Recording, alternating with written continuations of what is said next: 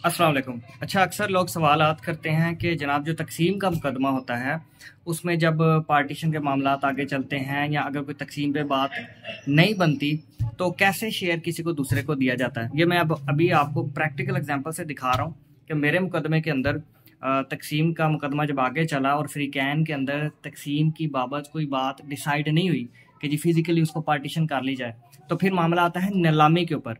और नीलामी को कैसे डील किया जाता है, ये देखिए, ये एक बाकायदा नोटिस और इश्तिहार बनाया जाता है। इश्तिहार नीलाम आम, ये टाइटल लिखा हुआ है जज साहब का, फिर आगे वो केस का टाइटल लिखा हुआ है, जायदाद की तफसील लिखी है, शेड्यूल बताया गया है कि नीलामी कैसे होगी, डेट बताई गई है और मौके पे कब इकट्ठे होना है, नीलामी आम के बारे में बताया गया, फिर वक्त भी बताया गया होता है कि इस दिन जो है नीलामी होगी। आगे नोट बाकायदा लिखा गया है नीलामी के वक्त ये चीज़ें होंगी। शराइत इसमें ये मेंशन है, शराइत जो भी हैं कि कैसे आप पे चेक जो पैसे हैं आपने नकद करने हैं या चेक के ज़रिए करने हैं, ये सारी डिटेल जो है इस इश्तिहार के अंदर होती है जो कि नीलामी का इश्तिहार है। अच्छा, मैं यहाँ पे बताता चलूँ कि ये नीलामी पे बात जो है एकदम से नहीं आ जाती।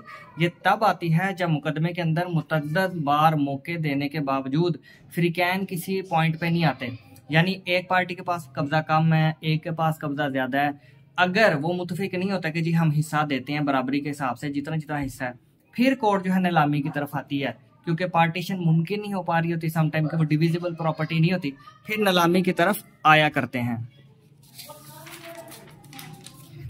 अच्छा, मैं यहाँ पे एक और भी बात बताता चलूँ कि जब नीलामी के कार्रवाई चलती है तो उस टाइम फ्री कैन फिर दौड़ते हैं अदालत की तरफ कि जनाब नीलामी किस तरीके से रुक जाए। उस टाइम लोगों को बड़ी तकलीफ होती है और फिर लोग क्या टैक्टिक्स से इस्तेमाल करते हैं वकला के जरिए कि उज़रदारी जमा करवाते हैं अदालत के अंदर, जिसे कहते हैं ऑब्जेक्शन पटिशन।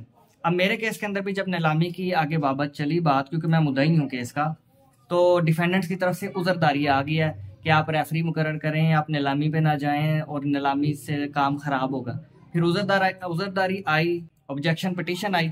अब मैंने उसका जवाब भी तैयार किया। ये जवाब है जी उज़रदारी का। मैंने अपने फैक्ट्स के हिसाब से उसका जवाब दिया कि ये सिर्फ और सिर्फ टाइम ज़ाया करने के लिए कोर्ट में दायर की गई है, इसका कोई और मकसद नहीं है।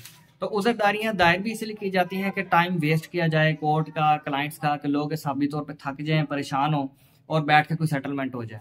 हालांकि ये स्टेजेस गुजर चुकी होती हैं। अब आपके जहन में ये सवाल आ रहा होगा कि नीलामी के ज़रिए फिर फ़ायदा क्या हासिल किया जाता है।